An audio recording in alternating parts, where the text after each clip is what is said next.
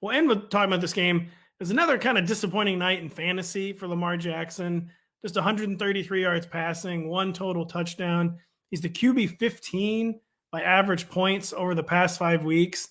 He somehow has not scored a rushing touchdown since week 3. He's still averaging 7.4 yards per carry. Hasn't rushed for fewer than 40 yards since week 1, quite frequently over that. Is there any concern here or just kind of a box score blip?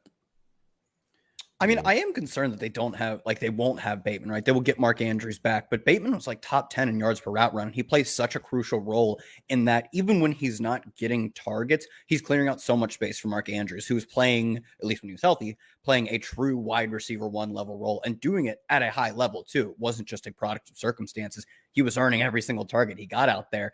And the combination of him plus Bateman was really working out well. Then Bateman gets banged up. Now Mark Andrews hurt. Maybe the last 2 box scores, which essentially, I know like technically Bateman and Andrews both started the second box score ago. They didn't play more than a quarter. It doesn't like count as them playing in my mind. Maybe the past 2 are probably low lights for Lamar, but I do think this offense is marginally worse. One receiver who's not getting a ton of targets can only make so much impact, but I do think it's marginally worse without Rashad Bateman in the lineup. He was doing what he was asked to do really well. Yeah, definitely tougher without Rashad Bateman and Mark Andrews. He'll get him back shortly. It was definitely not, especially as a guy who got Lamar Jackson on a lot of his teams. You wanted to see a little bit more fantasy-wise. But the thing about this team and Lamar Jackson, he going to get stats as he needs to get them. The Ravens was, pretty much whooping the Saints last night. They were. And what was working was Kenyon Drake just pummeling them. Actually, on Kenyon Drake's 2 touchdowns, Lamar actually could have pulled that out and scored himself. But why do that? Give it to it's true. Give it to the running back. And despite that disappointing week, he was quarterback 10 on the week, which just goes to show you ain't a lot of good quarterbacking going on around here. Furthermore, after the bye week, it gets a little nice for the Ravens. The Panthers, the Jaguars, the Broncos, Steelers, Browns, Falcons. Oh, yeah. I might be trying to pull off some trades for Lamar Jackson before your fantasy deadline. I wonder, though, if coming up. Because, Lawrence, I think you were like pretty astutely pointed out that like when you give up 13 to the Saints, like the Jawan Johnson touchdown, I think came in the second half. It was just not a close game. At no point did it feel competitive. Bucks, they gave up 22. Browns, they gave up 20. In a loss, they only gave up 24 to the Giants. They've won 4 of their past 5 and just are not giving up points. Like, I wonder, and the teams they play coming up are Trevor Lawrence, Russell Wilson, Marcus Mariota still, I think, but who knows at that point? Like, a lot of bad teams, like, you could see them just skating by with a lot of 24-17 wins because that's like flip side of it too. Yeah. They're bad defenses, so that's nice.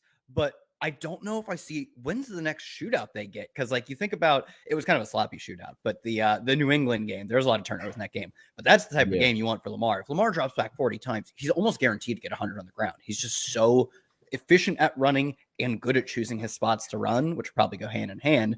The Miami Dolphins game. What is 80 points scored in this game? Yeah. Those games are the best. Not that he can't just beat up on a mediocre Jacksonville defense. Same with Pittsburgh, but I don't see a single shootout coming.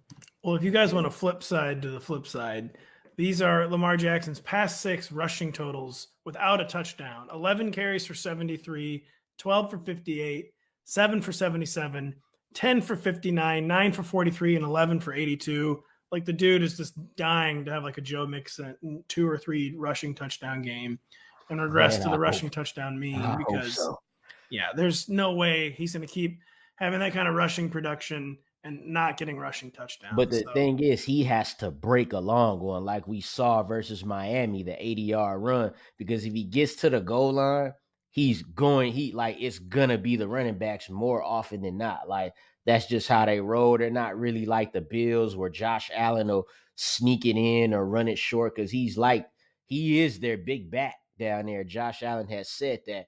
Lamar just, let my running back take this hit. So it could get iffy. So this schedule coming up for the Ravens, as far as fantasy-wise, it could be really, really good for him for fantasy or really bad, because we might be seeing Gus Edwards carry the ball 25 times when they're playing the Panthers. He's got to start keeping some of these read options, though, Lawrence. He's going to keep some of them. So. He's going to keep some of them. He's going to score some. He will score. I guarantee I guarantee Lamar Jackson will score a rushing touchdown coming off bye in Week 11. You heard it here first. He will score a rushing touchdown in Week 11. Hey, it's Matthew Berry from NBC Sports and Rotoworld.com. Just want to thank you so much for watching what you just watched, or at least being too lazy to click out of it after the autoplay just kept it going. So either way, thank you so much for just letting it scroll by your screen. And now I'd like to ask you respectfully, please subscribe to the NFL on NBC YouTube channel for the latest NFL news, fantasy headlines from Rotoworld, and betting analysis from NBC Sports Edge.